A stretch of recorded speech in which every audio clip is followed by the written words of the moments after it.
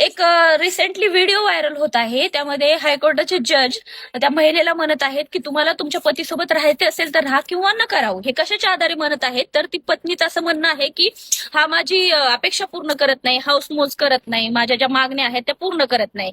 तर हायकोर्टाने जजमेंट दिलं आहे की नवऱ्याची जेवढी कॅपॅसिटी असेल, जेवढं त्याच्या कमाईचं इन्कमचं कुवत असेल त्याप्रमाणेच तो तुम्हाला ठेवेल. तुमच्या जर एक्स्ट्राच्या अपेक्षा असतील किंवा तो पूर्ण करू शकत नसेल तर तुम्ही त्याच्यासोबत राहायचं असेल तर राहा किंवा राहू नका. परंतु हा काही गुन्हा नाही, तो त्याच्या कॅपॅसिटीनुसारच त्याच्या बायकोला ठेवणार. तर माझं मुलींना एक स्पष्ट मत आहे की आपल्याला आपल्या वडिलांनी केलेला संघर्ष आवडतो. आपण सांगतो की माझ्या वडिलांनी शून्यातून विश्व निर्माण केलं.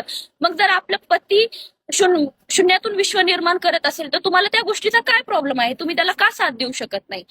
जर तुम्हाला 26-27 वर्षाच्या मुलाकडून अपेक्षा असेल की त्याची सॅलरी ही 1.5 लाख असावी, 2 लाख असावी, आपल्या वडिलांना तरी होती का हो त्या वयामध्ये एवढी सॅलरी?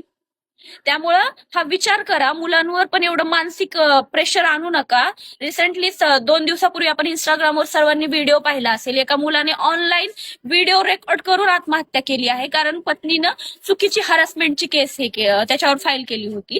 तर माझं महिलांना असं म्हणणं आहे की न्याय हा तुम्हाला अन्यायापासून वाचवण्यासाठी आहे. तुम्ही त्याचा गैरफायदा अजिबात घेऊ नका. हा, जिथं तुमच्यावर अन्याय होतोय, तुमच्या हॅरासमेंट होतीये, डोमेस्टिक व्हायलन्स होतोय, तुम्ही तिथं नक्की आवाज उचला. परंतु असे चुकीचे आरोप करून एखाद्या मुलाला जीव देण्या इतपत मजबूर करू नका. कारण कायदा हा तुम्हाला वाचवण्यासाठी आहे, दुसऱ्यावर अन्याय करण्यासाठी नाही. त्यामुळे याच्यावर नक्की विचार करा.